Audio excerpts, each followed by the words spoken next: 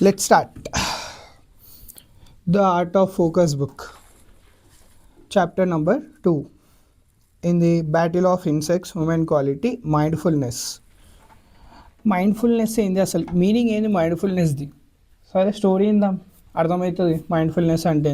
మళ్ళీ మైండ్ఫుల్నెస్కి battle of insects ఏంది అసలు? అసలు ఎట్లా లింక్ చేసిండు? స్టోరీ మొత్తం వింటే మీకు బి అర్థమవుతుంది.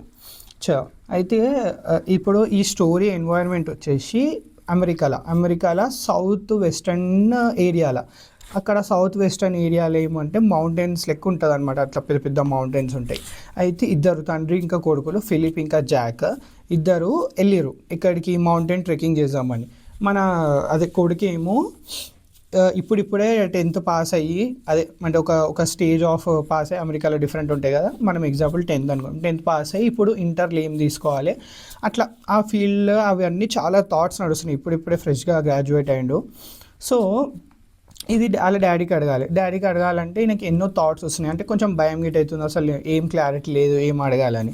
అట్లా ఇక డాడీ ఇంకా కొడుకు ఇంకా తండ్రి ట్రెక్కింగ్ స్టార్ట్ చేశారు. మెల్లమెల్లగా కొండ ఎక్కుతుంటే ఈయనకి కొంచెం డిఫరెంట్ ఫీలింగ్ అది. ఇప్పుడు ఇట్లా మౌంటైన్ ట్రెక్కింగ్ అనేది.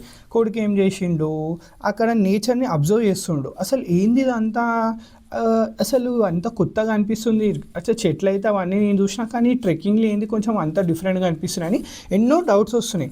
ఇక ఆ డౌట్స్ అని, డాడీ ఈ చెట్టు ఏంది, డాడీ ఆ చెట్టు ఏంది, డాడీ ఇది పువ్వు ఏంది, ఇవి కాయలేంది, ఇట్లున్నాయి ఏంది అని అన్నీ అడుగుతుంటే వాళ్ళ తండ్రి గిట్ట కామ్గా అన్ని ఆన్సర్లు ఇస్తుండు. తర్వాత పెద్ద పెద్ద చెట్లు ఇక ట్రెక్కింగ్ లోపల పోతే ఇక పెద్ద పెద్ద చెట్లు కనిపించు స్టార్ట్ అయింది. డాడీ ఇంత పెద్ద చెట్టు ఉంది ఏంది అని మళ్ళీ అడుగుతుంది.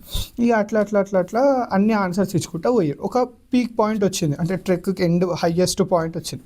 అక్కడ పోగానే కొడుకు ఒక పెద్ద చెట్టుని చూసిండు, అది కింద పడుంది.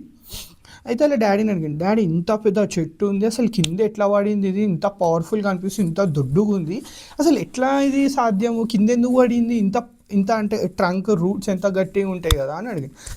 తండ్రి ఏమన్నాడు, బేటా ఇది పెద్ద చెట్టు, అమెరికాకి ఇండిపెండెన్స్ వచ్చినప్పటి నుంచి ఉంది, అంత చాలా పెద్ద హిస్టరీ, ఎన్నో సునామీలు వచ్చినాయి, ఎన్నో ఫైర్ స్ట్రోమ్స్ అయినాయి, ఎంతో వానలు పడ్డాయి, వరదలు వచ్చినాయి, ఇట్లా అన్నీ అయినాయి, అప్పుడు గిట్ట ఏం కాలేదు, అంత హిస్టరీ ఉన్న చెట్టు ఇది అని అన్నాడు. సరే మళ్ళీ ఇప్పుడు అయితే అంత పెద్ద హిస్టరీ ఉన్న చెట్టు అంటున్నావు, ఇప్పుడు ఎట్లా పడ్డది అది అని అంటున్నాడు. అయితే తండ్రి ఏం ఆన్సర్ ఇచ్చింది తెలుసా, బయటికి వెళ్ళి ఎంత ఫిజికల్ అటాక్స్ అయినా సరే లోపలికి వెళ్ళి ఇన్సెక్ట్స్ వచ్చి దాన్ని లోపలికి వెళ్ళి కొంచెం తిని దాన్ని చంపేసింది. అంటే అంత పెద్ద చెట్టు ఫిజికల్ అటాక్స్ని తట్టుకుంది, కానీ లోపలికి వెళ్ళి ఇంత ప్రాబ్లమ్స్ వస్తే తట్టుకోలేకపోయింది. ఇది అందుకే దాని చాప్టర్ పేరు బ్యాటిల్ ఆఫ్ ఇన్సెక్ట్స్ అని పెట్టిండు. ఇప్పుడు హ్యూమన్ క్వాలిటీ మైండ్ఫుల్నెస్ అంటే ఏంది అర్థం చేద్దాం.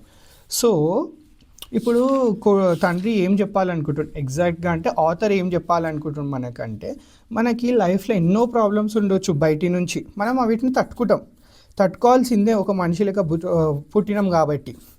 కానీ లోపల ఏవైతే ప్రాబ్లమ్స్ ఉంటాయో ఆ ప్రాబ్లమ్స్ మనల్ని రోజు తింటూ ఉంటాయి, మనం రోజు లోపలికి వెళ్ళి టార్చర్ పెడుతుంటాయి. అవి మనం డీల్ చేయం, అవి అట్లనే వదిలేస్తాం. ఎప్పుడైనా మనం కామ్గా ఉన్నప్పుడు, సైలెంట్గా ఉన్నా అవన్నీ గుర్తొస్తుంటాయి. మెయిన్గా 3 ప్రాబ్లమ్స్ ఉంటాయి: కామ, క్రోధ, లోభ. అంటే లస్ట్, యాంగర్, గ్రీడ్. మెయిన్గా మనం లోపల తింటూనే ఈ 3 ప్రాబ్లమ్స్ ఉంటాయి. ఈ మూడింటిని మనం పర్ఫెక్ట్గా డీల్ చేసి ఎమోషన్స్ని బ్యాలెన్స్ చేసుకుంటే ఏ డిసీజ్ అనేది రాదు బై ఇంటర్నల్లీ. ఎగ్జాంపుల్ ఏమి ఇచ్చిందంటే ఆథర్ ఇందులో, మనం ఎప్పుడైనా ఇప్పుడు ఎగ్జాంపుల్ సోషల్ మీడియాలో ఒక వేరే వాళ్ళ పోస్ట్ చూస్తాం, వేరే యూజర్ది చూసి, అరే లైఫ్ ఎంత కిరాకుందరా అసలు అని ఒక జెలసీ ఫీలింగ్ వస్తుంది. తర్వాత నేబర్స్ని చూస్తాం, అరే వాళ్ళ దగ్గర కార్లు ఉన్నాయి, అరే మన దగ్గర గిట్ట అట్లా కార్లు ఉండాలని ఒక ఆశ వస్తుంది. మళ్ళీ ఆశ కొద్దీ మళ్ళీ ఏమవుతుంటుంది, ఆ గ్రీడ్ అనేది పెరుగుతుంటుంది. సో మనం ఉన్న దాంట్లో హ్యాపీగా ఉండాలి, వాడు ఎట్లా పోయినా మనకు సంబంధం లేదు అంటే ఎమోషన్స్గా మాట్లాడుతున్నా, అంటే హెల్ప్ చేయొద్దు వేరేని అని అంటలేను, అంటే వాన్ లైఫ్ బాగుంది, వీన్ లైఫ్ బాగుంది అని. ఇప్పుడు ఎగ్జాంపుల్ బాడీ బిల్డర్స్ని తీసుకో. ఇప్పుడు ఒక బాడీ బిల్డర్ ఉంటాడు, నువ్వు గిట్ట బాడీ బిల్డింగ్ ఫీల్డ్లో ఉన్నావు అనుకో, నువ్వు ఒక ఫిజిక్ తయారు చేస్తావు, నీకంటే పెద్ద బాడీ బిల్డర్ ఉంటాడు.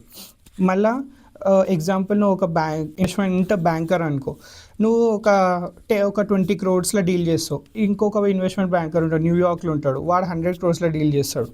సో మనం ఉన్న దాంట్లో హ్యాపీగా ఉండాలి. వేరేళ్ళని కంపేర్ చేసుకొని జెలసీ, గ్రీడ్, లస్ట్ ఇవన్నిటిని డీల్ చేస్తే మనం మైండ్ఫుల్నెస్గా ఉంటాం.